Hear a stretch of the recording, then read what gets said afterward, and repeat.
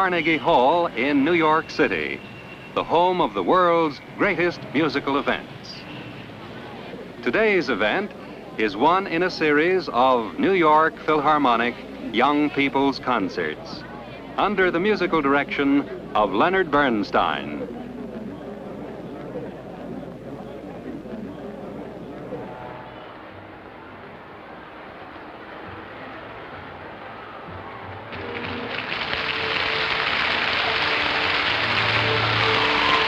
And here is Mr. Bernstein.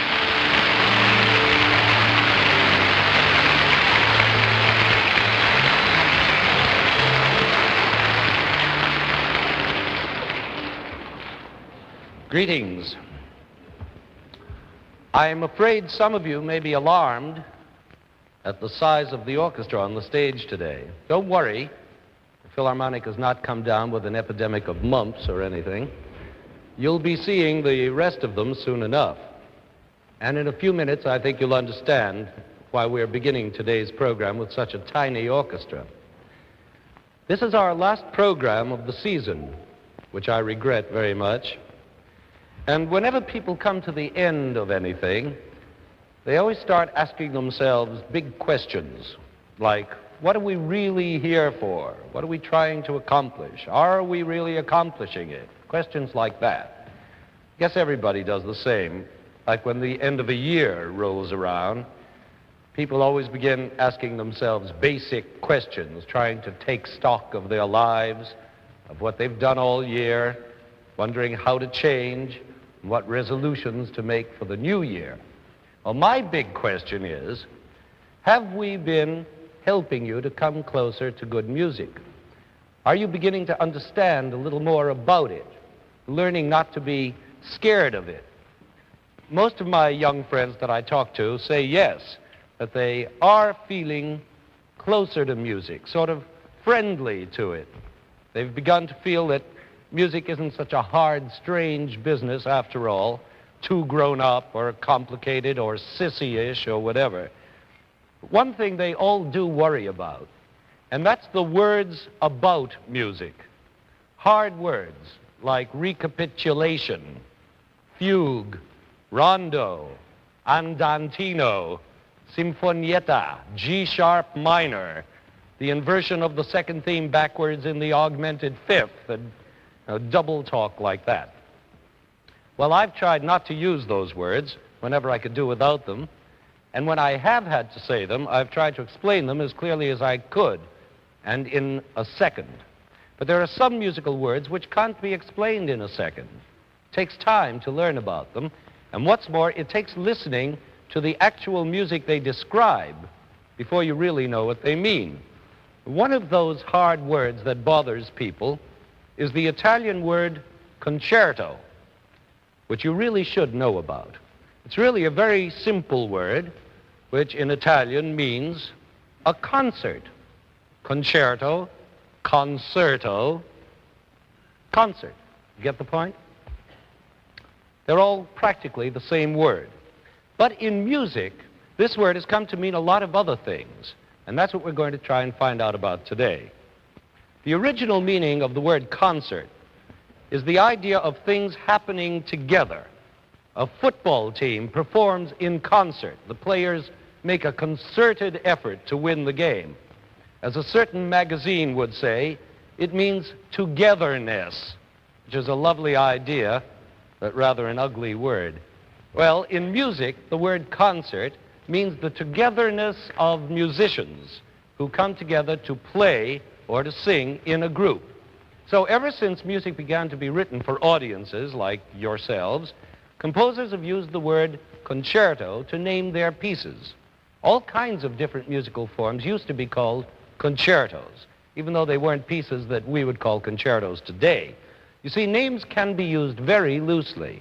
For instance, all sorts of different pieces used to be called symphonies, too, or sonatas. Those were just general words to describe the same piece as the word concerto described. Symphony, for instance, also meant musical sounds being made together, and sonata meant simply anything that sounded, nothing more. But slowly as the years passed, the names began to be used more strictly, sonata began to mean a piece for any solo instrument, like this harpsichord here, or for a violin, or a flute, or a lute, or a cello, or a kazoo. Now our job of word hunting becomes easier. For instance, do you know what a trio is? It's simply a sonata for 3 instruments, that's all. Then there's a quartet, which is a sonata for 4 instruments, any 4 instruments. So a quintet is a sonata for how many instruments? Right, 5. And an octet is a sonata for how many instruments? Right, 8. Now, this is important. A sonata for a whole orchestra is called what? A symphony. Isn't that simple? And a symphony that features a soloist or a little group of soloists separate from the big orchestra group is called a concerto. And there you have it. That wasn't so hard, was it? Well, now that we know that much, we have to find out the rest by just listening to different kinds of concertos. So the rest of this program is going to be mostly just playing music.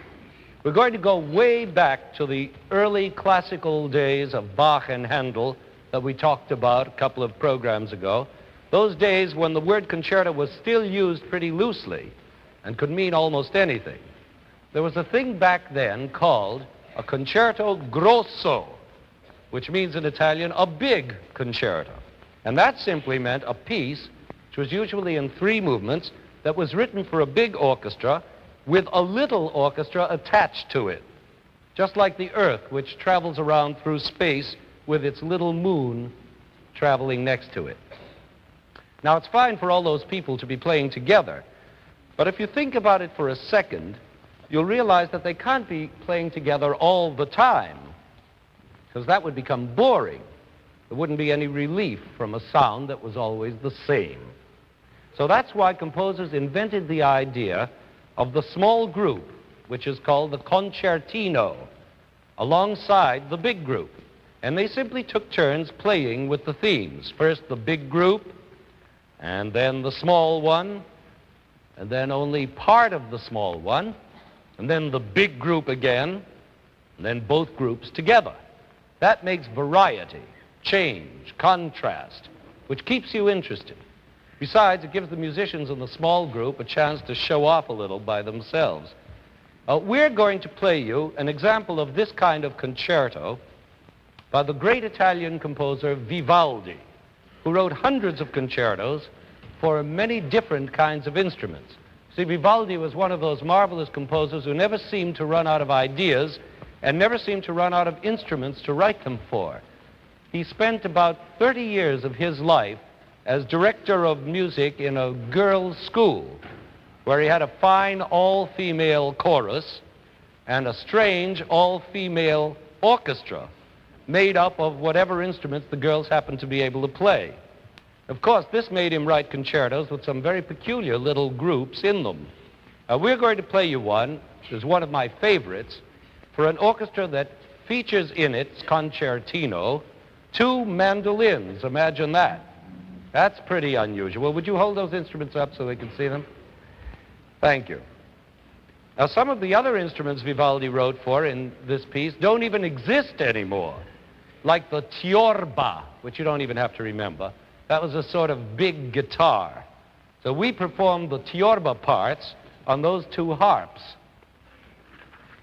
And then there were 2 instruments in this piece called trumpet marines, imagine that, which were, strange to say, stringed instruments, great big things with only 1 string, and which gave out a sound, a very loud sound, rather like a bad trumpet played out of tune. So we play those parts on real trumpets, as you see, and we hope they play them in tune.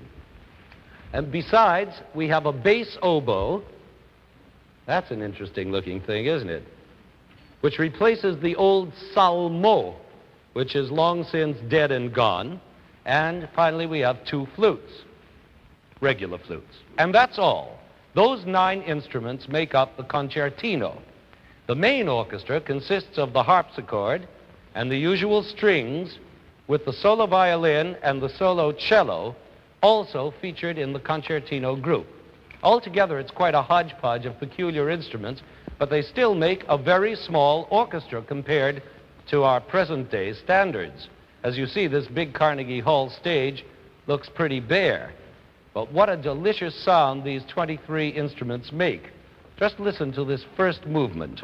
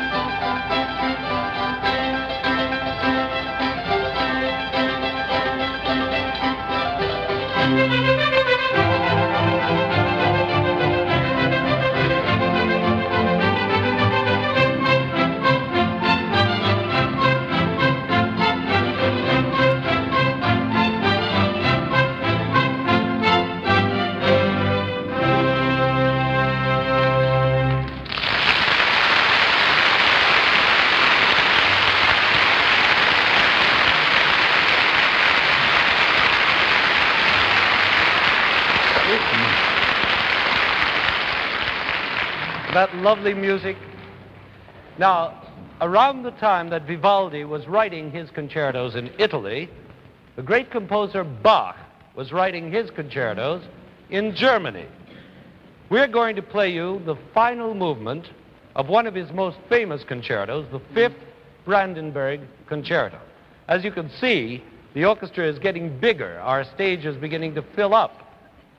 But the remarkable thing about it is that as the orchestra gets bigger, the little concertino group, or soloist group, is going to get smaller.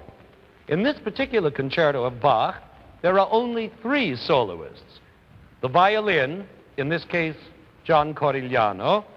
There always seems to be a violin solo. I don't know why. Then a solo flute, Mr. John Wummer, and the harpsichord, John Bernstein.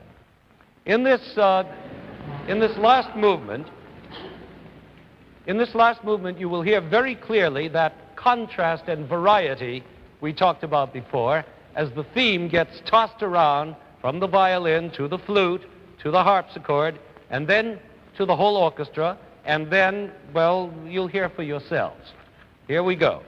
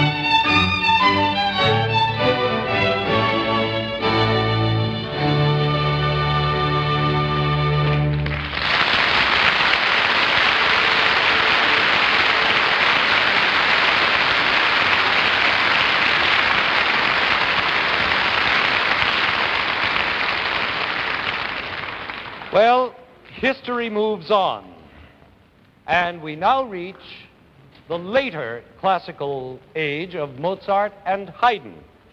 As you see, the orchestra is getting even bigger now. And again, as the orchestra expands, the concertino group gets smaller. Now, why is this happening? It's because the show-off element of concertos was getting more important all the time. See, as time went on, the number of solo players in the concertino group grew smaller and smaller, but therefore their importance as soloists grew larger and larger. So now we arrive at a magnificent concerto by Mozart for only 2 solo instruments, a viola and a violin. As we saw before, no composer seems to be able to do without his solo violin. And as you'll hear, they really get to show their stuff. The orchestra gets to play too, of course, but most of the time they're just playing accompaniments to the 2 big shots here, who are the real stars of this piece. And this piece is called a Sinfonia Concertante, which means a concerted symphony. You see the meaning? But the soloist's greatest moment comes toward the end of this second movement, which we're going to play for you in a shortened version. Their greatest moment happens when the orchestra stops completely to let the 2 big shots have a field day of showing off in what is called a cadenza. Now remember that hard word, cadenza, which means the pause before the last cadence of a piece. Cadenza, cadence, you see? In this cadenza, Mr. Corigliano and Mr. William Linzer can really go to town by themselves. The thing about this beautiful slow movement is that it's so inspired that even Mozart's cadenza is beautiful. It's not just a show-off moment, but great and deeply moving music. Here's the second movement.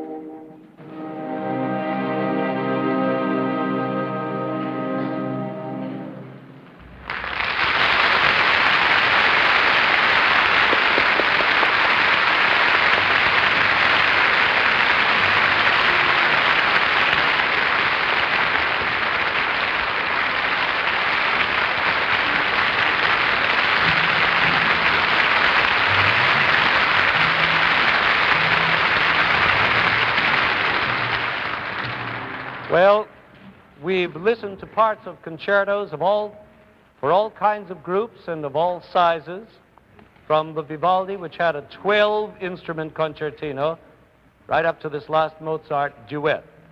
Now, where is it all leading? Well, obviously, down to the single solo performer. One pianist, one violinist, one kazoo player, whatever it is. But one, that's the main thing, the star, the virtuoso, the Heifetz, the Van Cliburn, the Pablo Casals. By Mozart's time, the solo concerto was already pretty well developed. He wrote 28 solo piano concertos alone. Then Beethoven came along and wrote 5 great ones, and Brahms wrote 2, and everybody's been doing it ever since.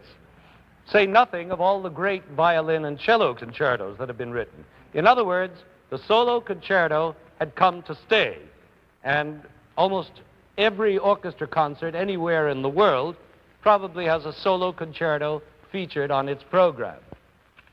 Now, there's a danger in the rising popularity of the solo concerto, and that is leaning too hard on the show-off side of things. You see, there are so many concertos that are useful and interesting more for their virtuoso display, their flashy technical goods, than for their real musical worth. In certain violin concertos I could name, for instance, but I won't, the whole point is in the cadenza, where the orchestra stops and lets the violinist go on endlessly showing off how marvelous he is, like an Olympic pole vault champion or something. Now, such concertos are usually praised for being what is called violinistic, that is, written to show the instrument in its most dazzling light. And there are terrible piano concertos that are called pianistic, and there are lots of bad cello concertos that are supposed to be cellistic. It's another ugly word. But a great composer writes concertos that can show off the soloist beautifully and can also be great music at the same time. Now, at the risk of turning this program into a violin festival, we're going to play you an example of a great violin concerto by Mendelssohn. We're going to play you the last movement.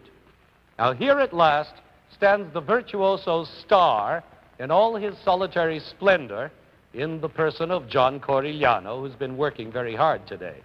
What you will hear is music that makes a perfect combination of the violinistic element, the flash and all the rest, and serious great music.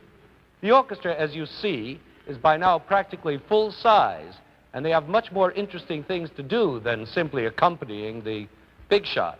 But then the soloist has such difficult, fancy things to do himself that it evens out the balance. So here's the climax of our Corigliano festival, the last movement of the Mendelssohn Violin Concerto.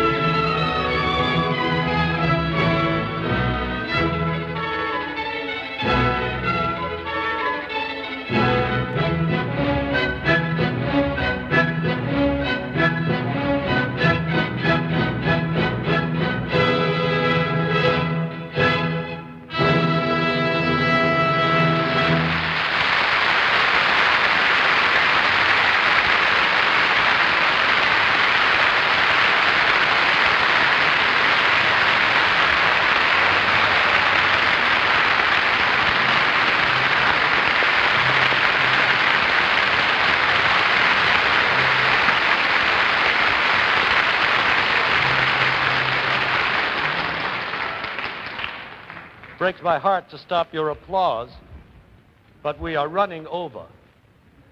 So we now come to our own time, this 20th century of ours, when composers have been showing a strong tendency to go back to the old concerto grosso idea. It's not that they don't write solo concertos anymore. They do by the dozens. It's just that the solo concerto has become so big and so showy in our time that certain composers have begun to feel a need for the simple old forms of classical days. And such composers are called neoclassical composers. So we've begun to have a new form in music, the concerto for orchestra, which, as we've seen, is really a very old form that we've dug up again. These concertos for modern orchestras, which are huge, are very different from the ones for old ones of Bach and Handel, which were small. So these modern concertos for orchestra have a great many things to show off. We have concertos for orchestra by Bloch, by Piston, by Stravinsky, by Hindemith, and many others, but perhaps the most showy and effective, beautiful one of all is by the great Hungarian composer Béla Bartok. His concerto shows off, or I should say, lights up every little department of this great body of musicians so that everyone in the orchestra gets a chance to shine. Imagine that in the tiny fourth movement of this concerto, which lasts only 4 minutes, you will hear all these solos. First, an oboe playing the tune, then a flute, then a clarinet, then a horn, all playing that tune. Then comes a new romantic tune for the violas, which is then repeated in the violins. Then comes another jolly tune on the clarinet with solo trombones snarling away deep down like caged animals at the circus. Then comes another growling tuba solo, then a whole cadenza for the flute all by himself, and finally the little piccolo. Well, that's practically everybody. All that in 4 minutes. And in the fifth movement, which is the final one of the concerto, everyone gets a workout. especially the strings, who really have to work for a living at an unbelievable rate of speed. And then eventually everybody gets into the act. We're going to play for you now the last two movements of this delightful and thrilling piece, Bartok's Concerto for Orchestra. This is modern music at its very best, and it's also the most democratic concerto ever written because it's a concerto for 100 soloists. Just before we play it, I want to say that I'm looking forward with great eagerness to seeing you all again next year.